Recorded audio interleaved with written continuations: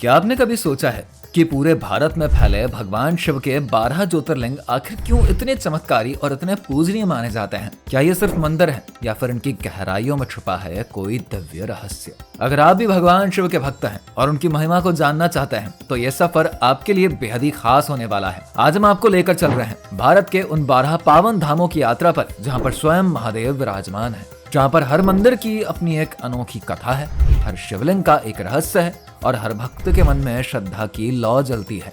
तो गुजरात से उत्तराखंड के सभी ज्योतिर्लिंगों की इस अद्भुत यात्रा में हमारे साथ आइए और जानिए भगवान शिव जी के इन दिव्य धामों की रहस्यमयी कहानियां।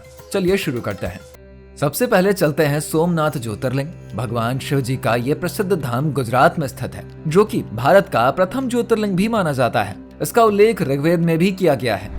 ये मंदिर कई बार बाहरी आक्रमणकारियों द्वारा नष्ट किया गया और लूटा भी गया, लेकिन हर बार इसको दोबारा से बनाया गया। विश्व प्रसिद्ध होने के कारण यहाँ पर देश और विदेश से साल भर भक्त आते हैं। इसी के साथ गुजरात के द्वारका के पास ही स्थित है दूसरा नागेश्वर ज्योतिर्लिंग, जो कि शिव जी के अद्भुत चमत्कारों का केंद्र है। ये शिवलिंग समुद्र के किनारे पर स्थित है। कहा जाता है कि यहाँ पर दर्शन मात्र से सभी भय और संकट दूर हो जाते हैं। अब आपको लेकर चलते हैं मध्य प्रदेश के उज्जैन में स्थित तीसरे महाकालेश्वर ज्योतिर्लिंग की ओर।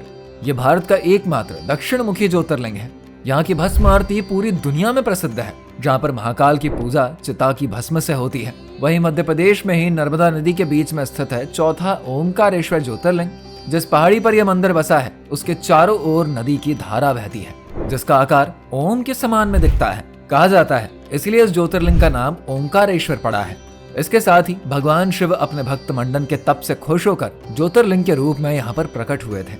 अब हमारी यात्रा महाराष्ट्र के भीमाशंकर ज्योतिर्लिंग की ओर बढ़ चलती है। यह पांचवा ज्योतिर्लिंग घने जंगलों के बीच में स्थित है और यहाँ पर भीमा नामक राक्षस के वध के बाद भगवान शिव जी ज्योतिर्लिंग के रूप में विराजमान हुए थे।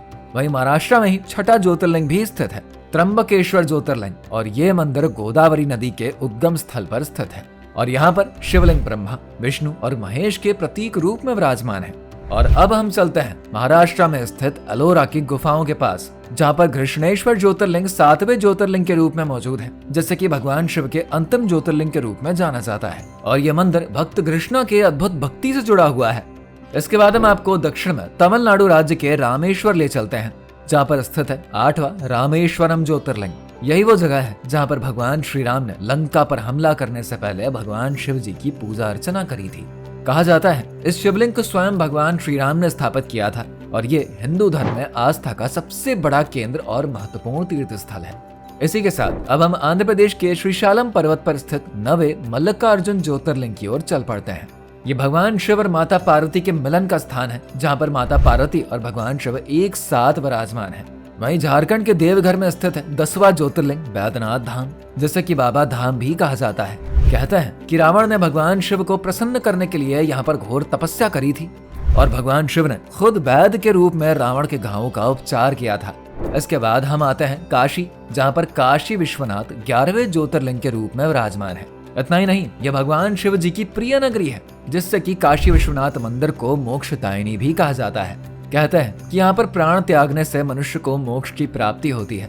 गंगा नदी के किनारे बसे इस मंदिर का इतिहास और आध्यात्मिकता बहुत ही गहरा है। अब हम चलते हैं 12वें ज्योतिर्लिंग की ओर। उत्तराखंड में हिमालय पर्वतमाला वाले क्षेत्र में स्थित है केदारनाथ ज्योतिर्लिंग। कहा जाता है कि महाभारत के बाद पांडवों ने अपने पापों के प्रायश्चित के लिए शिव जी की खोज करी।